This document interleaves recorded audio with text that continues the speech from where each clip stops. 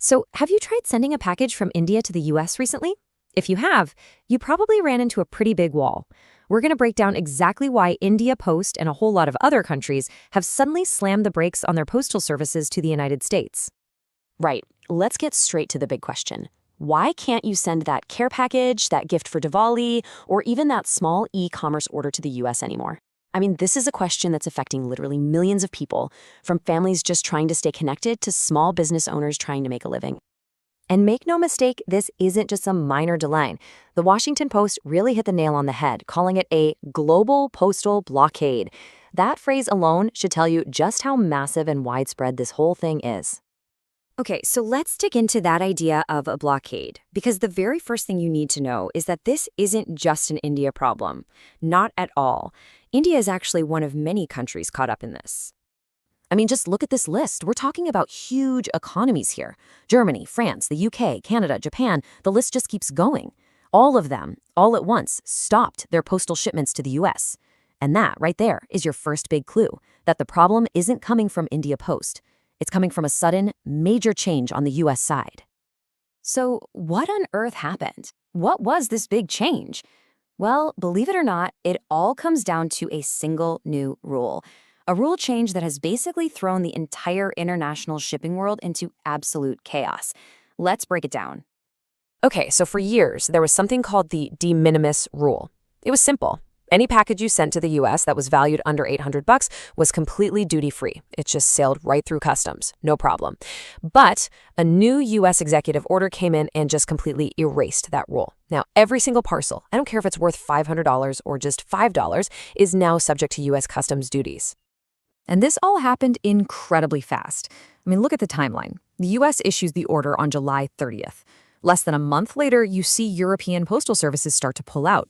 The very next day, India Post follows suit, and by August 29th, the whole thing is official. It was a crazy, rapid-fire chain reaction.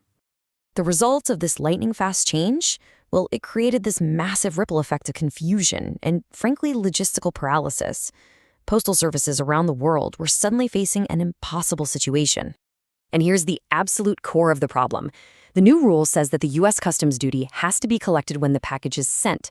So imagine you walk into a post office in India.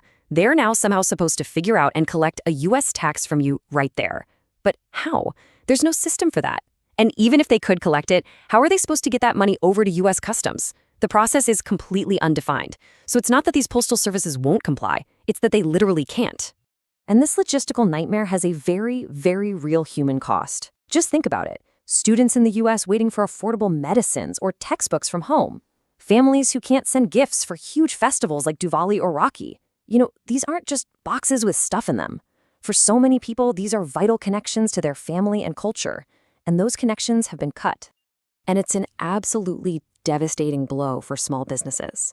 So many entrepreneurs in India depend on India Post's cheap shipping to get their products, beautiful handicrafts, jewelry, clothes, to customers in America.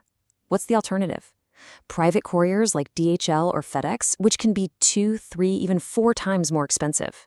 For a lot of these small online shops, that extra cost just wipes out their business entirely. So the whole system is pretty much at a standstill. The big question is, where do we possibly go from here? Is there a fix in the works?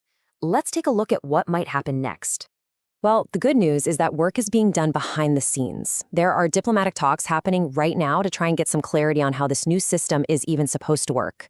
And India Post has been very clear that this is a temporary suspension. Plus, people are pushing to get exemptions for critical things like medicine and student supplies. But for right now, the only real option is to use those super expensive private couriers if you can even afford it. Which really just leaves us with this final thought. This whole mess is a powerful reminder that when big, sweeping trade policies are rolled out without a clear plan, the people who really pay the price aren't governments or giant corporations. It's the students, the families, and the small business owners just trying to get by.